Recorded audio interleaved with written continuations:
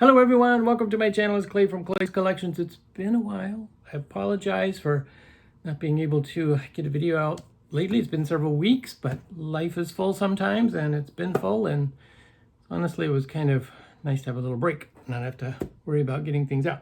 But today we have a haul of our garage sales, estate sales, thrift stores, just all of the little odds and ends that we picked up over the last few weeks to show you. Excited about what we found. Good stuff. So anyway, hope you guys are doing well. If you're new to the channel, welcome. My name's Clay, and I'm a part-time vintage antique dealer. I sell through an antique store located in downtown Hopkins, Minnesota. Can't talk today, sorry folks. Antique store is called the Pink Elephant. So if you're ever in the area, be sure to stop by and check it out. It's a great place. And compared to a lot of prices at thrift stores, we're very competitive. So don't think that antique stores are always very expensive. Certain items are, but there's other stuff that, you know, is right in line with where a lot of thrift stores are anymore. So anyway, I am going to let's just get into the books that are right in front of me. How's that? So some of these came from an estate sale. This is one of them. And one of the things I say about books, especially if you're selling through a local store like I am, is local interest items are always a good thing to have. This is a poetry book, actually, that was written by someone here in Minnesota. It's a special edition published by the Minneapolis Tribune. So it's a limited edition, not too many copies printed. It is, you know, endorsed in the beginning to someone. So yeah, so it's 1958, third printing is 1969. So it actually had a fairly long life. The fact that it even went into a third printing is really good. So again, I paid $1 for these books. This would be, I will sell this per probably around $10, which is always a great return, in my opinion. 10 times your money. This is The Family of Man, which is a picturesque book from the 60s. And so it just shows a lot of different photographs from all over the world of people and different activities. Which is really cool. And then the prologue is by Carl Sandburg. So I have no idea. I don't even remember looking this one up. I probably should look it up before I do anything with it to determine its value. But it just intrigued me because it was a nice, unusual book that I haven't seen before. And then I also picked up this one for my own personal use, Bible Problems Explained by James M. Gray. Now this one, it's from the 1913. It was in a library at one time. It's got the sticker in there. It says it's withdrawn. It's been, the cover has been covered with clear tape. It's a paperback cover, but otherwise the spine is a little broken. It's not in the best condition. Again, I bought it for myself, so I wasn't too worried about condition. This one, Gospel Solos and Duets by Herbert, that's hard to read. Let's see who it is. Tovey, T-O-V-E-Y. And again, this one was from, when is it from? I thought I had a date in here. I think it's from the 1920s. 1925. So, great old gospel songbook. I also collect vintage hymnals, so this will go with my other vintage hymnals. So I find a lot of stuff for myself as well when you're shopping. I don't even know what sale I got this one at, but 1 Minute Bedtime Stories by Sherry Lewis, famous author. Bedtime stories are always great. It's a children's book. It's actually in excellent condition, considering it's from 1982. It's like, you know, you can hear the creaking of the pages still. So it's probably only read once or twice at the most. So that's a good book for my children's sections, and I sell a ton of children's books, so which is always good. Now this one we found at a antique store, not antique store, sorry, thrift store, and red stickers were half off that day, so this was only $2. This book, and it's called The Coming Prince, and again, it's another religious book talking about the book of Daniel, and this is a reprint of the original book, and so this has additional verbiage in here. It's preface to the 5th edition is what they call it. So it's a book that's been printed multiple times. This one's from 1915, so it's an older edition. Pretty good condition overall. The binding's tight. So yeah, and again, that was for me, my personal collection. Which reminds me, there was, oh yeah, this at the same thrift store, red tag in the box. Cindy found this one while we were shopping. It's a hen on nest. It's clear, which is not the most popular ones, but the fact it was still in the original box, I was super excited about that because you rarely see them in the original box. And this one is by Indiana Glass. You can see on the bottom. And it's got the blue, clear, and pink on the outside of the cover. And on nest. So that was a fun find. And again, it was half price, so it was $2.50. Can't go wrong with that. With the box. Love that.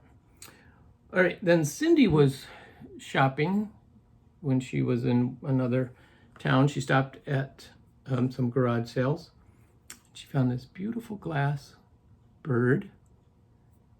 She paid $1 for him. Beautiful. This is the kind of stuff, again, people collect glass paperweights. It's not signed or anything, but it's from, so I'll sell it for like $10 down at the Pink Elephant. Again, 10 times my money. She also found this beautiful vase, hand-blown glaze with the bubbles in the bottom. This is actually in Sweden. It's called a Aseda, A-S-E-D-A, in Sweden. Blue art glass. Of course, it's a Jack-in-the-Pulpit style vase. So it's got a value of about $25. She paid $1 for it. Can't beat that. Then we were at another garage sale, and we picked up this. This is actually a marble carved urn style piece. It's not in the best of condition. It does have some chips along the edge. And then Cindy later found this little note inside of it. It says, "This vase has been hand carved by Soreth's brother. It is made of marble and was imported from Cambodia." So for $1, I said, sure, we'll take it. So again, it's just got a nice decorative look to it. And that came from that sale. Oh, that's where that book came from. That came from, now I'm remembering where I got stuff. All right, I got a couple more books. One was this, anytime a book has what's called a sleeve to it, which is this cardboard cover, I always check into those. This particular one was at a thrift store that we like to go to. The cover obviously is falling apart, so that needs to be repaired. But the book is called The Red and the Black. And this is a special edition printing, thus why it's got the cardboard cover. This is from 1947, but the original book is from like 1926. The special contents of this edition are copywritten in 1947. So this is a $30 book. And the only price I could find on it was on the inside of this cover. There was a sticker for 50 cents there, which is a really odd place to put a sticker. So she went back and checked, and I was like, I don't know if that was for the cover, what that was all about. And they said, well, for additional 50 cents, I get the book and the cover. So for $1, I got all this. So couldn't pass that up. That's a great deal. And then, oh yes, I forgot about this one. I had to pick this one up. get at a garage sale, but it's Hard Living on Clay Street. And then, of course, up here it says Clay Street. So I had to get that book, right? So that is going on my shelves, probably over here, which are my less collectible books, but more of my fun books. There, already on the shelf. Love it. Then also this one, I actually paid a little more than I should have for this book, but Santa Dolls. It's a great little reference book because it talks about the history of Santa dolls. And then it shows illustrations of different styles of Santa through the years. And then, of course, all the different types of Santas. So there's a lot of good information in this book. And Santas are still extremely popular. We sell a lot of those at the Pink Elephant.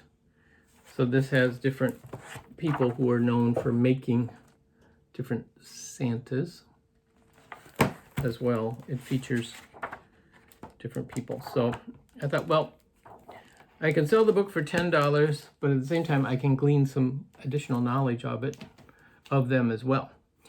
So the other thing was I went to this, I was actually coming back from a meeting and I saw an estate sale sign. I was like, oh, let me go to the estate sale.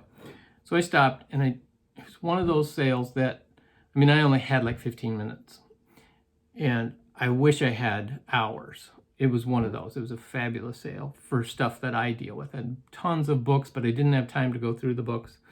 So I just did a quick walk through, and this is what I picked up. Picked up a little tiny, why am I having problems today? Anyway, little tiny bunny. This is the Row Pottery, which is collectible. Picked him up for $1. These sell for, you know, like $10. They're not a big thing, but it's just a beautiful little pottery bunny. And then I picked up this guy first. A lot of things were not priced, so you kind of had to ask, and I didn't know what they were gonna say, but this fabulous egg-shaped candy dish. I don't know who the maker is on this one, but I paid $10 for it. But I'm like, no, it's easily a $25 guy. I can put that down at the Pink Elephant and get $25 for him because he's so unusual. But then she goes, when I ask her about this one, she goes, oh, there's another one over there. She pointed out this one. Again, another fabulous one. This one is L.E. Smith. And it is still has its label on the bottom, right there. L.E. Smith, handmade in the USA. This particular egg-shaped dish is like a $45 dish. So, and again, I paid $10 for it. I paid a little more than I'm used to paying for stuff. But sometimes when you find the right pieces, and I like stuff like this, kind of a statement piece that draws people's eyes to my shelves, because then they'll look a little deeper. So that's part of the philosophy I have with picking up stuff like this and why sometimes I'll pay a little more than I typically would. And then Cindy and I going to another meeting on a different day, a sign that said free garage sale. We're like, okay. So we stopped, and sure enough, they had the driveway lined with stuff, all of it free. Just take what you want. So I saw this rosemalling fish, so I had to pick that up. It is signed on the back, 1994, up here at the top of the tail.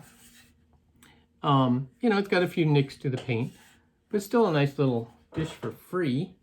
And then the other thing was this vintage tin Edgemont crackers. It's from 1924. Fun old tin.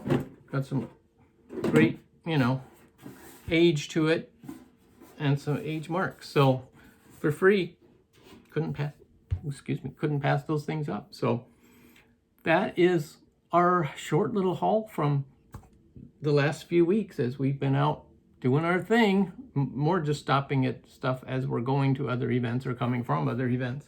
So yeah, it's been fun. Thank you guys so much for watching, and be sure to like, subscribe, and whatever else you do. I will catch you next time.